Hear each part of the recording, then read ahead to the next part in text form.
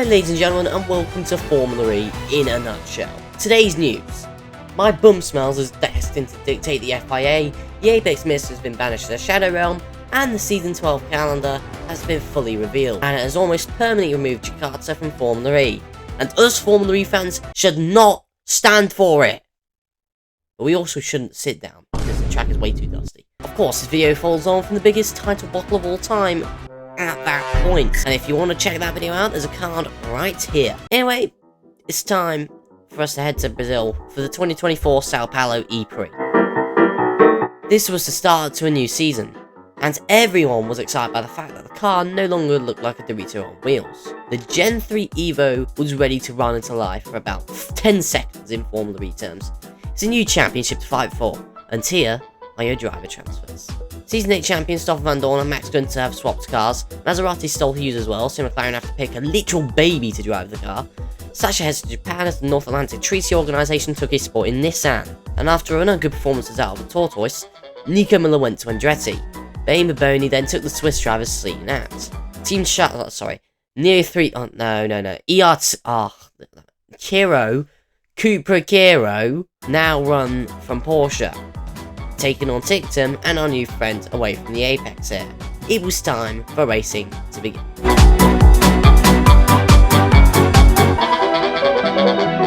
Andre Lotterer was in commentary for this one as we began the first free practice session of the season, where drivers were going wide everywhere, and Cassidy gave us the first of many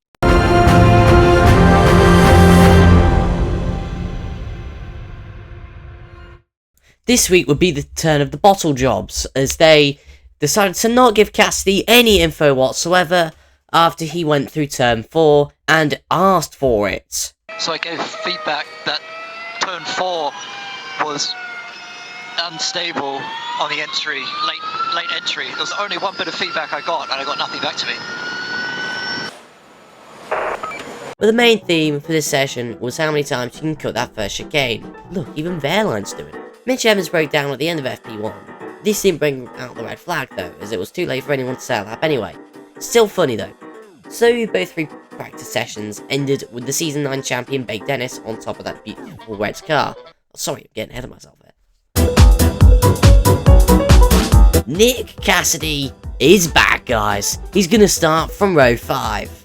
Bake Dennis would also continue where he left off in practice, topping the tables from the Crash there, Roller and Burn. In Group B, Evans decided to do a last to first challenge, and you get to see a red flag screen white for the very first time. Okay. Stop, red flag, red flag, yes.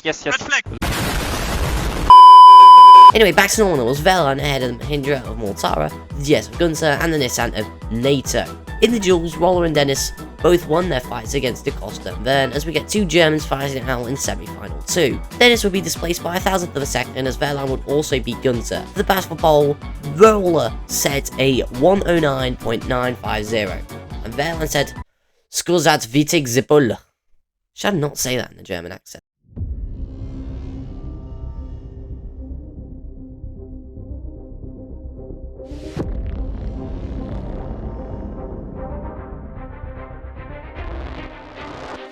Fridges wanted to watch this one from the sidelines, which is why he had to hop out of his car before the race even began. But once it had began, Roller took the lead before Hughes and Muller then killed each other at turn 6, so there's 3 outs. Since the Formula E highlights package for this race, fast forward to lap 19, I'm gonna make the safe bet that absolutely nothing happened. When the Formula E highlights creator finally decided to be competent, we saw the two Porsches side by side for the lead, and Roller already taking his final attack. Come on, what is this highlights reel? I guess we'll just wait for the next one. There we go. Ennis's battery was baked in the sunshine and was smoking. Oh, for fuck! Okay. Stop, red flag, yes. Red flag. Roller took the lead on the restart before the stewards found out that Nissan were cheating on the starts the entire time. Do I have a drive-through? Yes mate, drive-through. This left Mr. I Have a Bone to Pick with You and Jarno Otmir, with the latter taking the lead of the E-Prix before we found out we had 4 more laps to race in. Günther went into the wall, but that was only preparation for what was to come. Oh no, contact! Oh, That's Günther in the... Okay. Stop, red flag, yes. Red flag.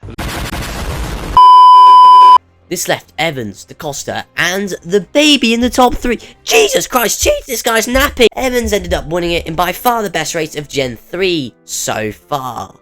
Remember, we haven't seen Monaco yet. And I do tend to slack off Jaguar a lot, but honestly, commemorations for their strategy this time. Taking out Wehrlein was a blast. Anyway, that was probably a lot of fun to watch at home, live, because then you'd actually get to see all the race.